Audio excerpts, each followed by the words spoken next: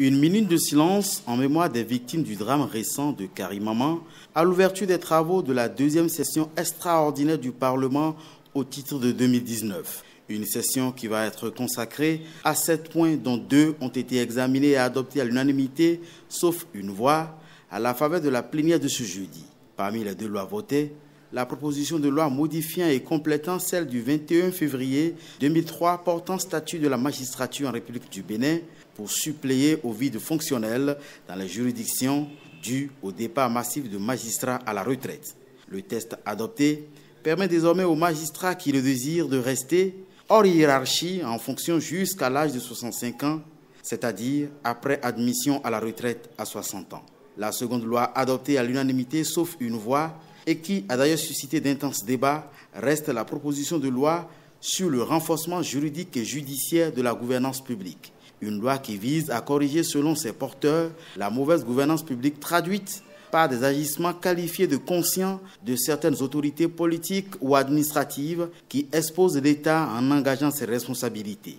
Des agissements conclus le plus souvent par des condamnations excessives de l'État aux civils, le résultat des effets induits des actes de corruption, de concussion ou toute forme de collusion d'agents ou d'opérateurs privés au détriment de l'État dont les juridictions répressives sont susceptibles de connaître.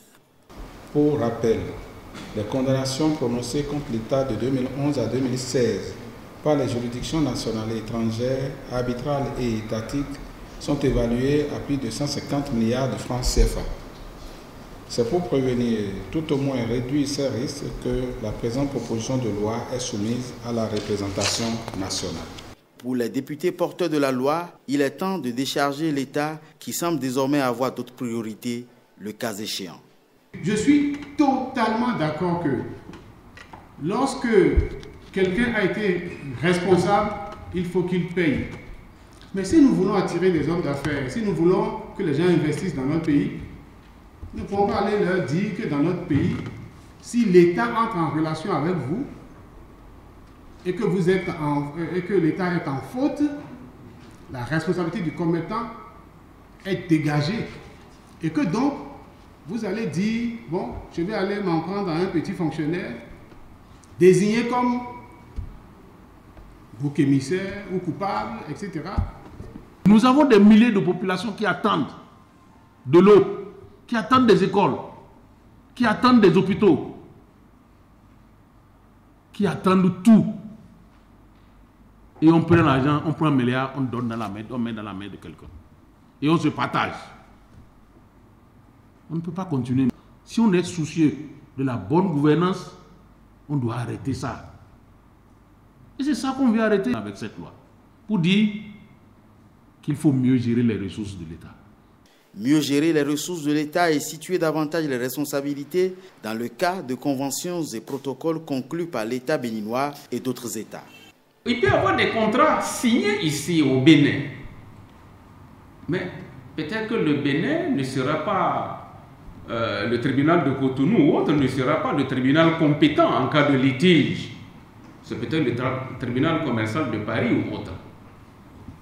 Comment situer dans de telles circonstances la responsabilité donc des agents et décharger l'État complètement?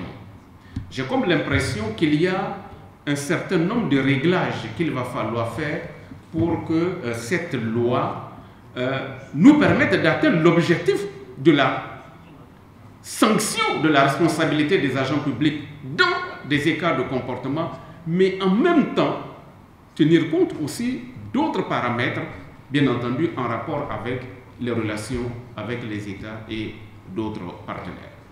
En décidant d'apporter son soutien à l'adoption de la loi sur le renforcement juridique et judiciaire de la gouvernance publique, l'État s'inscrit dans la prévention.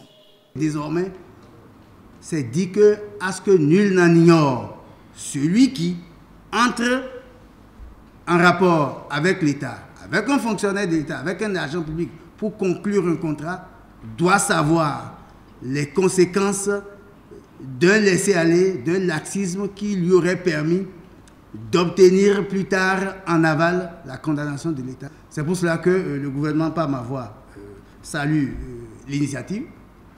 s'y associe pleinement et émet le vœu de voir la représentation nationale voter cette loi qui nous fait faire un bond qualitatif pour ce qui est donc de la bonne gouvernance dans notre pays. Au final, la proposition de loi sur le renforcement juridique et judiciaire de la gouvernance publique vient compléter l'arsenal juridique anticorruption déjà disponible, s'accorde à reconnaître parlementaires et gouvernements.